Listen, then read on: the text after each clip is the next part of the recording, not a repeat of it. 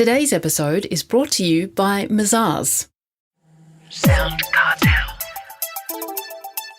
But that's how it's always been done. A lazy response at best, particularly when it comes to managing people. From SoundCartel, I'm Nicole Goodman, and this is Business Essentials Daily.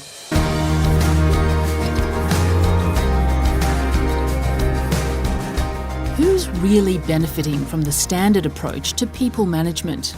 And perhaps it should be called human management, a reminder that we're flesh and blood, complex and individual, not robots. Mark LeBusque is a Harvard-trained consultant, author and founder and director of The Human Manager. His passion is humanising workplaces by enabling staff to shine and businesses to grow.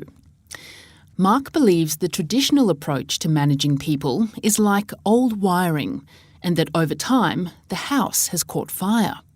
But not to fear, he has 7 steps for managers to avoid an explosion. But before we get there, Mark tells me what the old notions of people management are and how they're adding fuel to the fire.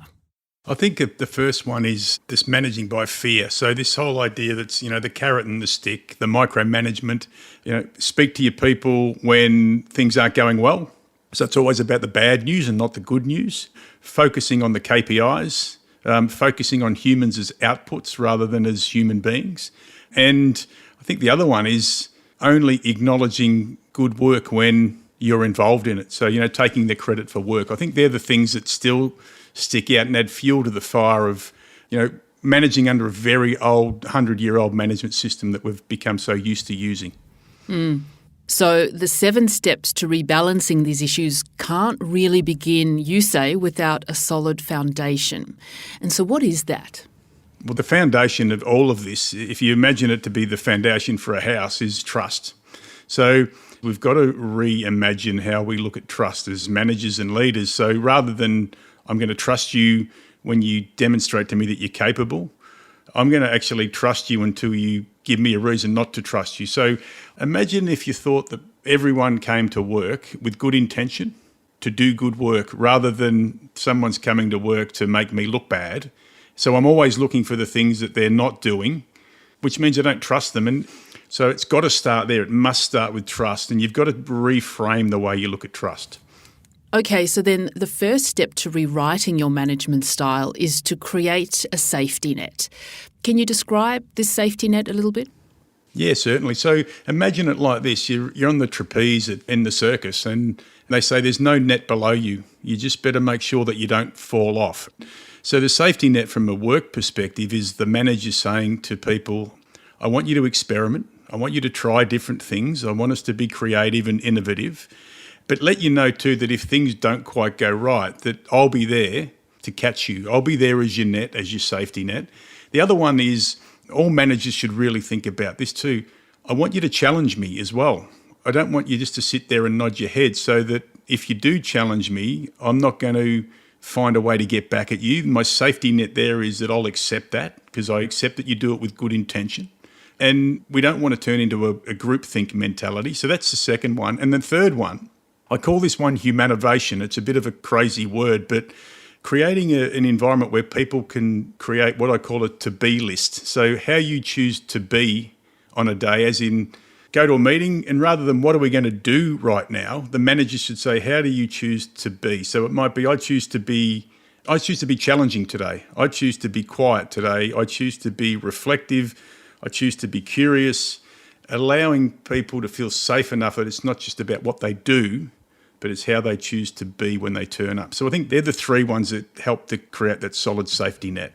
Well, the second step, you say, is to have a clear purpose.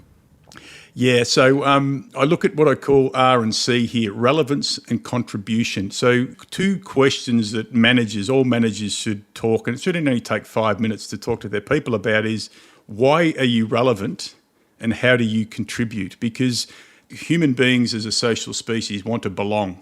So I think if we can give them really clear purpose where you say, I understand why I'm relevant and I understand how I contribute as an individual to my team, to my department and to my organisation's strategic goals, it makes me feel like more than just one of a number of people in the organisation. So I think that's how you get to clear purpose.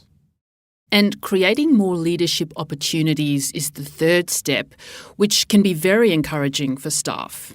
Yeah, absolutely. So thinking again about leadership in a different way, that leadership isn't about your place in the hierarchy or your title, and that what managers should be thinking about is that everybody in their team has an ability to demonstrate leadership. And I use that word very deliberately, demonstrate, which means it's something that you do, not a fancy title that you have. And what managers should be looking for is creating opportunities for their people to step into their own leadership, like maybe sitting in a meeting with them with the next level up, or representing the group in something. Just simple things they can do would be really useful to create moments of leadership. Well, the fourth step is listen and learn. I mean, it sounds obvious, but explain what you mean by that. Okay, so let's start with the anatomy: 2 ears, 1 mouth. And as a manager, this is the place where we hit into that other social construct for humans, is building deep connection. And look, I have 5 simple questions that I say all managers should talk to their people about. What do you expect from me? What's your work style preference? How do you get balance? What's great leadership look like? And then what are your 3 most important values? And if you ask your people to answer those questions and you listen to them, your level of connection will be amplified like you wouldn't believe, and people will start to be very engaged. Well, that's right. Balance is critical is another very encouraging step. Tell us more about that one. Okay, so we've got to get rid of the term work-life balance for a start, because work is part of your life. And I like to look at it as what I call life design. So it's giving your people permission to talk about not just what they do at work, but what they do outside. What do they do for self? What do they do with family? What do they do in community? And giving people permission to maybe leave early because they want to go and do something with their family, or they're involved in some sporting pursuit, or that they don't feel guilty if they're not there at 8 o'clock and they're not there at 6 o'clock. And I think by giving people that permission to have balance, and then I'm going to say this too, role modelling it yourself is a really, really critical way that people can feel like they can be more human. Well, following on from that, the 6th step is to unlock the potential in your staff. How do managers really go about doing this? So what they shouldn't do is a once a year, write down the 3 things you want to be when you grow up, and really sit down with people and get them to do, I'm going to say this, managers should get the people to do a lot of the work. So if you're serious about your career, I'm going to give you time to sit down and work through that and then come and talk to me about it. So I always use the 5 whys as, why do you want to do that? Come back and tell me your 5th why and I'll help you. And then the second part of it is this: don't play the old loyalty card and say, please stay in my team. Don't pigeonhole your people. If they say they want to move into something else, support them to get there. And finally, Mark, the 7th step is stretch to learn. Okay, so I look at 3 levels of comfort here. The first one is comfortably comfortable. The second one is comfortably uncomfortable.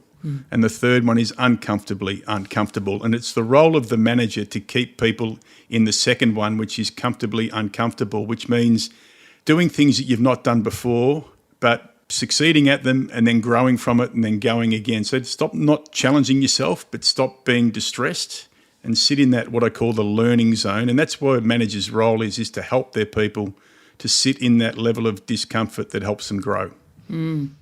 Such valuable advice, Mark. But for business owners or managers that are faced with management issues, what's the one thing you'd suggest they do first? The first question I asked myself when I went through this process was, what would happen if I treated my people like humans?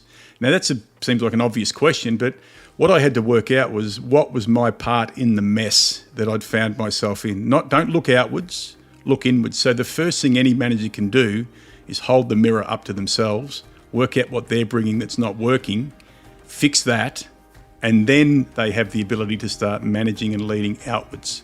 That was speaker, author and coach Mark LeBusque.